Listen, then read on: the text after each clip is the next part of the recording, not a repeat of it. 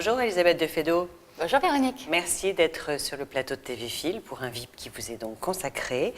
Nous allons parler en fait de tout ce que vous faites en ce moment et il faut dire qu'il y a de la matière. Et déjà, je vais vous présenter, vous êtes historienne de parfum. Vous avez fait un doctorat sur le parfum, l'histoire du parfum contemporain, on peut dire ça? Oui, absolument, à la Sorbonne. À la Sorbonne, très bien. Après, vous avez travaillé pour des grandes marques de luxe de parfums français. Et après, vous avez monté votre société Artifragrance en tant que consultante et aussi en tant que créatrice d'une gamme de bougies parfumées, d'autres parfums d'intérieur, etc. Qu'est-ce que j'ai oublié sur vous? Alors, écoutez, je suis toujours consultante pour les grandes marques de parfumerie. D'accord. Parce qu'aujourd'hui, j'interviens toujours chez elles dans différents niveaux de consultation, que ce soit de la communication, de la création, etc.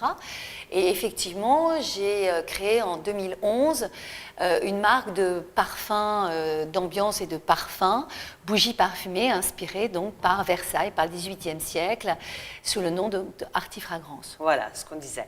Et vous êtes aussi professeur à l'ISIPCA, l'école de parfum à Versailles. Absolument. Voilà. Donc en fait là, comment dire, vous avez fait un voyage à New York récemment et vous étiez un peu l'ambassadrice du savoir-faire français dans votre domaine. C'était quoi cette histoire? Vous pouvez nous raconter? Alors oui, tout à fait. Le magazine Magnificence, qui est un très beau magazine de luxe américain, avait organisé avec le consulat de France de New York une manifestation consacrée au French savoir-faire. Et ils avaient donc comme ça sélectionné un certain nombre de maisons. Il y avait par exemple la maison Lison de Caunes qui fait de la marqueterie de paille, un savoir-faire français unique, extraordinaire. Il y avait un horloger, il y avait également un herboriste. Et ils avaient donc sélectionné notre gamme de bougies parfumées, Artifragrance, parce qu'ils estimaient que ça correspondait à ce French savoir-faire. Donc on a eu la chance et l'opportunité de présenter donc lors d'une grande soirée à New York, à l'ambassade de France, au consulat de France, près de Central Park, donc notre gamme de bougies, et puis de témoigner donc sur le French savoir-faire. Par rapport à la création des bougies et des parfums. Absolument. Cette tradition française qui remonte au château de Versailles, à Louis XIV. Oui. Donc ça a beaucoup évidemment aux États-Unis, ça a énormément d'impact.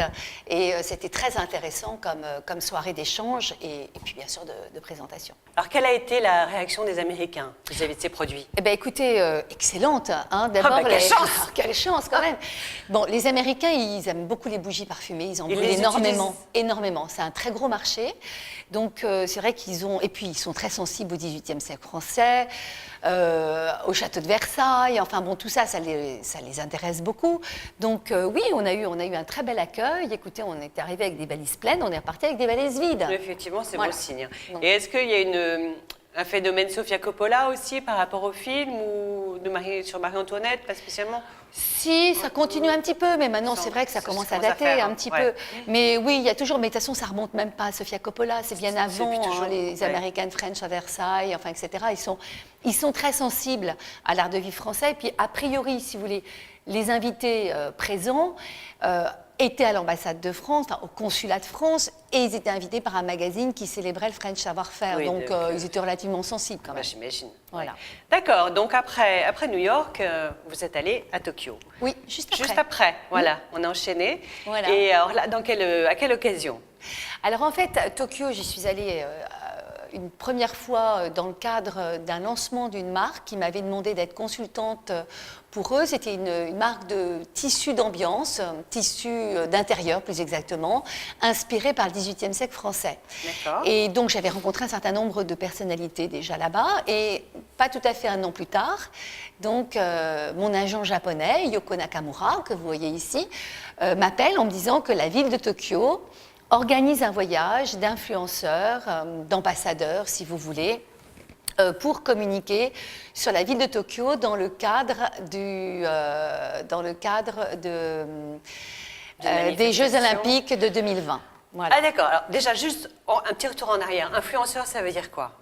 Influenceurs, c'est des personnalités qui vont pouvoir parler, communiquer, être un peu des ambassadeurs, si vous voulez, d'une ville ou de l'air du temps, de l'air du temps, exactement. de leur pays, et qui vont venir le raconter aux Japonais. Absolument. Donc c'est vrai qu'on nous a fait vivre énormément d'expériences là-bas. Oui, on a d'abord été exemple reçus, déjà on a été reçus dans un hôtel extraordinaire qui vient d'ouvrir ses portes au plein cœur de Tokyo, le Shinaya Hotel, qui est sa palace, si vous voulez, mais qui est conçu comme une maison traditionnelle japonaise. Géante.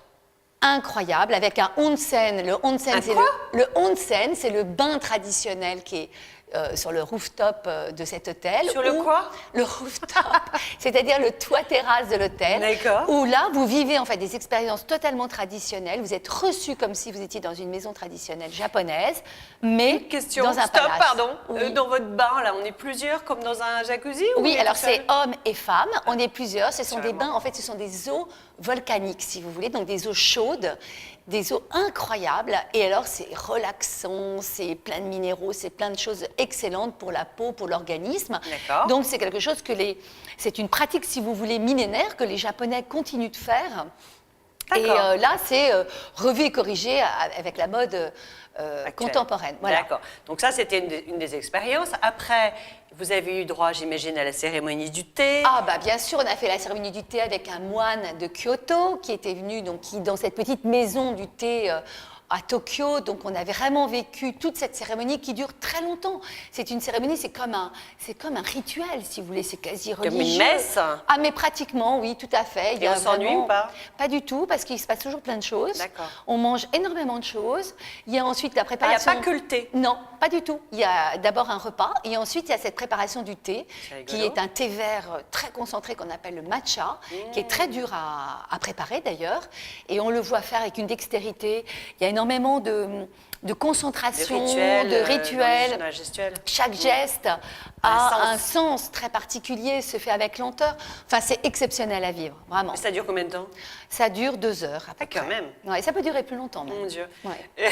Et après, il y a la cérémonie du Kodo. donjon. Comment? Du kodo. Alors, Qu'est-ce la que c'est que cérémonie ça? du kodo, en fait, vous écoutez les parfums.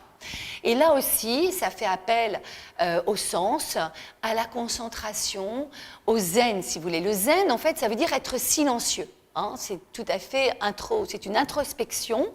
Et donc, ce kodo, qui est aussi un art millénaire japonais, au début a commencé donc à la cour impériale.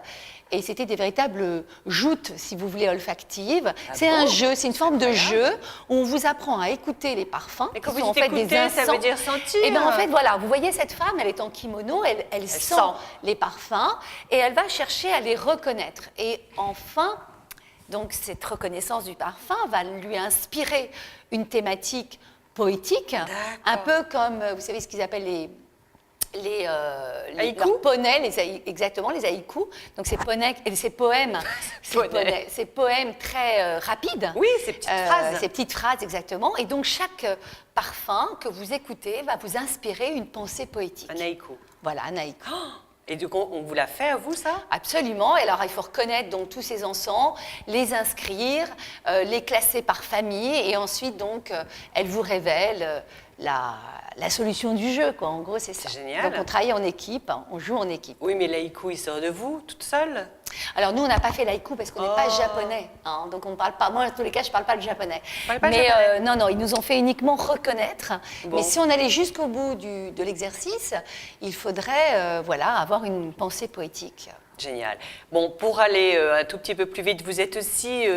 c'est quoi ces histoires de beauté électronique, là? Dites-moi en 2 mots. C'est ça qui est fascinant au Japon, si vous voulez, c'est que vous avez à la fois l'extrême tradition millénaire et en même temps l'hypermodernité. Donc là, je suis à la fois avec les 2 blogueuses les plus influentes du moment au Japon. Elles sont jumelles? Elles sont jumelles, Ouais. elles sont toutes jeunes, elles sont incroyables, elles ont lancé aussi leur marque de vêtements.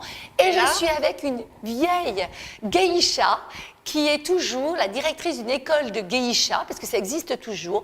Donc c'est ça qui est très contrastant au Japon et qui est absolument fascinant. Voilà. Et l'ancestral. Voilà, exactement. D'accord. Et cette beauté électronique, là... Alors ça, c'est encore autre chose. Mais dites-moi vite ce que c'est. Alors l'électro-beauté, ça... L'électro-beauté, voilà. C'est un carton carton en Asie, pas qu'au Japon, mais Ouais. également en Corée et en Chine. Un leader, c'est Panasonic. Ouais. Et Panasonic introduit ça en France. Et là, ça marche comment? Et En donc, deux j'étais mots? partie En au deux Japon abasser en fait des appareils incroyables qui vont vous aider à être jeune, à être belle, à être encore plus. Enfin, Et on vos le fait crèmes soi-même? hydratantes, bien sûr. C'est l'Institut à domicile. Et donc, Panasonic avait réuni les Miss internationales à Tokyo, que j'ai Donc, juste rencontrées. celles qui n'en ont pas besoin. Voilà, avec qui nous avons parlé beauté. C'était très amusant. Vous me voyez ici avec toutes ces Miss internationales qui avaient été invitées par Panasonic pour découvrir toutes ces machines extraordinaires. Et donc, je discutais avec elles du sens de la beauté. Le sens Mais de la beauté. rassurez-vous, Véronique, l'électrobeauté arrive en France, Ah, ouf. puisque Il va y avoir Panasonic droit. a introduit tous ces appareils dans quelques centres de distribution en Bon, France d'accord. depuis le mois d'octobre. Bientôt, nous pourrons jouir de la Voilà. même beauté que Être aussi belles que les japonaises, japonaises. parce que les japonaises ont une peau extraordinaire. C'est vrai? Ah mais oui, elles ont une peau, une qualité de peau qu'elles entretiennent très bien d'ailleurs, mais absolument Bon, incroyable. très bien. C'est pour bientôt pour les Oui. Françaises. Un petit clin d'œil à Christine Bravo. Vous êtes aussi, comment on peut dire, quel est votre rôle dans son émission Sous les jupons de l'histoire? Bah, je suis expert aux côtés d'autres. En fait, c'est ça, elle s'entoure d'experts. Absolument. Elle choisit une personnalité historique féminine. Oui. Voilà, et elle va creuser un côté de sa vie qui est moins connu. En fait, elle traite chaque deux mots. personnalité, si vous voulez. Donc, c'est toujours des femmes, évidemment, Bien sous sûr, les si jupons de voilà. l'histoire. Et c'est traité comme un magazine actuel. Donc, on va À des parler- problématiques modernes adaptées Absolument. à Tout Marie-Antoinette, à par fait. exemple. Donc, par exemple, il y a, parmi les experts, il y a Stéphane Clerget, qui est médecin et qui nous fait à la fois le bilan de santé et la sexo de la D'accord. rubrique sexo. Et vous, vous faites quoi? Alors, moi, je m'occupe en général de la jeunesse, des loisirs, de ses relations avec les enfants, la maternité. Enfin, ça dépend, mais D'accord. la vie politique, la vie littéraire. Donc par là, exemple, cette sur Georges émission Sand. sur Chérie 25, Oui. voilà, présentée par Christine Bravo, qu'on peut Oui. voir là. Là, on est à Schönbrunn, d'ailleurs. On avait Voilà. tourné sur Et ça Marie-Thérèse. continue? On espère que ça continue. On est déjà à la Ouais. saison Il y a 4. un beau succès? C'est un très beau succès. En plus, il y a une ambiance d'équipe extraordinaire. Donc, on a tous très envie que ça continue. Bon, bah, écoutez, on vous retrouve sur TV Fil, Oui. déjà, et après éventuellement sur Chérie 25. Et à très bientôt. Merci pour ce voyage Merci, un Véronique. peu accéléré, mais néanmoins enrichissant et plein de nouvelles connaissances. Au revoir, Véronique.